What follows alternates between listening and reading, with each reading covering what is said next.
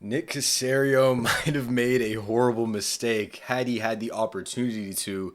Welcome back to the channel, guys. We're going to talk about this trade that was in the works that Nick Caserio proposed that honestly makes little to no sense. Let's get straight into this, man.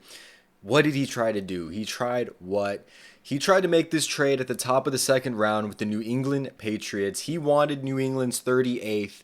In return, he would have given up our 58th, our 79th, and a future third, which is kind of perplexing. So again, top of the second round, you've already drafted Jaden Higgins. So you've made the best selection possible at pick 34. At 38, I don't know who you would have wanted. We'll talk about that later, but terrible trade just from a value perspective. Giving up a third round pick, a future third round pick, and a very high, fourth round pick in exchange for 38. This is what kind of the board would have looked like with the trade versus without the trade. So with the trade, you would have had Jaden Higgins, you would have had 38, 89, and 99.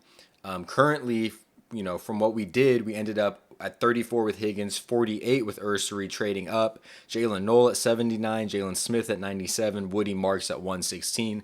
I included Woody Marks because you ended up trading the future third anyway to get up to Woody Marks. And then you made a small trade to get Jalen Smith from like 106 and 170 something to get Jalen Smith. Jalen Knoll you stuck in pick, and then Ursery at 48. That ended up being 58 and 58 and 99. So still moved around a lot. I think it is interesting to kind of look at like who they potentially could have wanted. And that's where it gets like a little interesting. So you see Jaden Higgins go at 34. In my mind, it had to have been Travion Henderson, which is ultimately who the Patriots decided to pick. I think it makes sense from the standpoint of, hey, Judkins has gone right before his teammate. And so maybe you had a really high grade on Judkins and Henderson, or you knew they were relatively, in the same boat. You see Judkins go, you're like, all right, time to make our move for a running back. Also, that could have been for Ursery as well. Having seen Jonah Savaieno go right before, you want to trade up and go pick your tackle.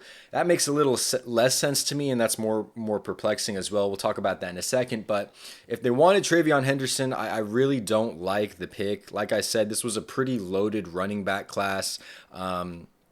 I don't think you needed to trade up that much for a running back. I do like Henderson. I do think he's good. He's solid. He would have been an excellent backup to Joe Mixon, but he wasn't my favorite running back on the board, and it's just a lot of value to give up. Obviously, in hindsight, we know we were able to get Jalen Knoll with pick 79, and I just think that position, wide receiver, is so much more valuable than a running back. So again, obviously, very glad this trade did not go through for Travion Henderson. Great player. Don't like the position as much. Don't like him as much as other players.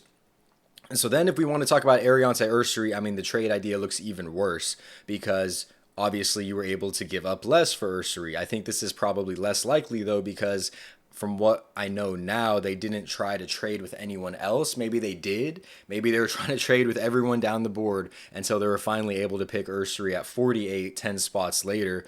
But yeah, then the pick obviously just looks worse because instead of giving up, 58, 79 and the future third, you just gave up 58 and 99. So if you wanted Ursery that early, the pick doesn't look great at all. And just from the way they speak about Ursery in the press conference, it wasn't like one of Nick Caserio's like guys he vouches for. And sometimes you can kind of pick up on who Caserio really likes and who Caserio's like, he kind of likes. And I think Ursery falls into the kind of likes category. Obviously, he likes his mental toughness. He likes his physicality. But he said multiple times in the press conference, there's things Ariante Ursery needs to work on. So I have a feeling it was for a player that the Texans ultimately did not draft this early. And again, if you look, it's such a small sample size of players that go from 38 to 34. Like, so they knew they weren't getting Nick Manawari. I also had the brief thought of maybe a defensive player, like maybe a TJ Sanders. Maybe they wanted an Alfred Collins. Maybe they wanted Will Johnson. But then again, I feel like if you wanted Will Johnson, you would have made another trade and just gotten up and selected him maybe here. You've been calling the phones. I would have pulled my hair out if they traded up for a D tackle, early on. Maybe it was Luther Burden. Did they feel like Luther Burden was the guy? I could totally see Ben Johnson refusing a trade just because he's Ben Johnson. I don't think they would go back to back receiver that close. So it does feel like a running back in Travion Henderson. Also, the Travion Henderson conversation, it gets even more likely when you realize that they traded that third round pick for a running back in Woody Marks. So maybe that was something they were thinking about. Hey, we've got this extra third. We're just willing to give up for a running back when we like the one we see. So ultimately, though, I'm glad things fell the way they fell. And I think the Texans are too. I think if you would have told the Texans, hey, if you just stay, you'll get Jalen Noel at 79, I think they would have liked that. And I think what ultimately happened is a lot better. Now, just to kind of recap, these are some of the scary things that I have to think about with Nick Caserio. He loves making trades to the point where he leaks value all over the place. He did that with Jalen Smith. He moved up like a few spots to get or a good amount of spots to get Jalen Smith, who I don't think anyone else was really high on. But that is the Nick Caserio experience. He's going to have some questionable contract extensions. He's going to give away future third round picks to try to move up in draft value. But what do you guys think about this kind of trade idea? Would you have been on board if the Texans do it?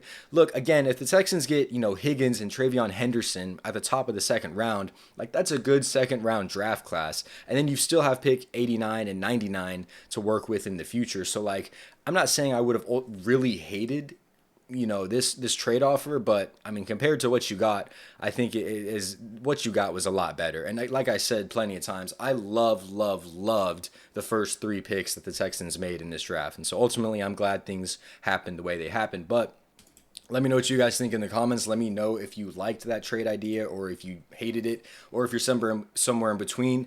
Don't forget to like and subscribe for more Texans content, and I will see you guys in the next one, man. Peace out.